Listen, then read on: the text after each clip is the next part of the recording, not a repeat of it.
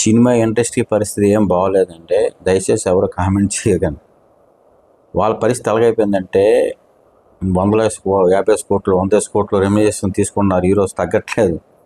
Cinema చూస్తే ఆడట్లేదు. ఓటీటీలో వచ్చేస్తున్నాయి. ఓటీటీలో చూసేస్తుంటారు, ఆన్లైన్లో చూసేస్తుంటారు కొంతమంది. ఎంతటి కారణం ఎవరంటే అల్టిమేట్గా రేట్లు పెంచడమేనండి. అప్పుడు ఆ ముఖ్యమంత్రిగా ఉన్నప్పుడు రేట్ గురించి మాట్లాడితే ఏవో మాట్లాడారు. ఒక 5,000 10,000 రూపాయలు పట్టుకుని వెళ్ళాలంటే ఒక ఫ్యామిలీ సినిమా కంటే అంత డెడికేట్ ఎవరు చేస్తారు చెప్పండి? ఎవరి కోసం చేయాలి? అది అర్థం చేసుకోవట్లేదు.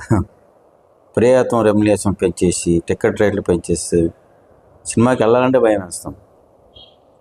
అందువల్ల ఎవరో ఫ్యాన్స్ స్టూడెంట్స్ వాళ్ళు వెళ్తారు. ఎందుకంటే తల్లిదండ్రులు అమౌంట్ పంపిస్తుంటే వెళ్తుంటారు. అలాగనే వేరే ఉద్దేశం కాదు, కానీ నేను రియల్గా చెప్తున్నానండి. అంత ఇబ్బంది. కొన్నిసార్లు ఆలోచిస్తాం సినిమాకి వెళ్ళాలంటే హరే 10,000 అవుతుంది 5,000 అవుతుందా, ఎందుకు రా, సరే పిల్లలు పంపించేద్దాం.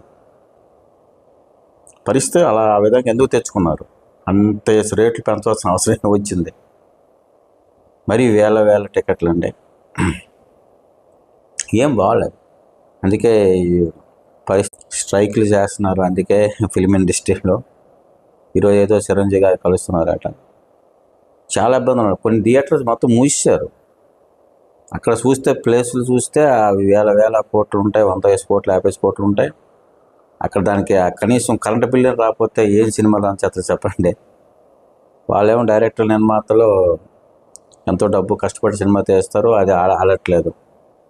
వెళ్ళడానికి ఇష్టం లేదు. మెయిన్ రేట్లు అండి. ఇప్పుడు రూపాయి 2 రూపాయలు 10 రూపాయలు ఇస్తే సినిమా చూసేవాళ్ళు. అంటే దాంతో కంపేర్ చేసుకోకూడదు. ఇప్పుడు రేటు పెరిగా కానీ మరీ ఒక 200 వరకు ఇవ్వచ్చండి. మరీ 500 1000 2000 అంటే ఎవరికి సాధ్యం? ఇంకా 10,000 20,000 30,000కు జీతం చేసి ఉద్యోగాలు చేసే వాళ్ళు ఉన్నారు. ఇంకా అందరికీ లక్షల జీతాలు ఉంటాయండి.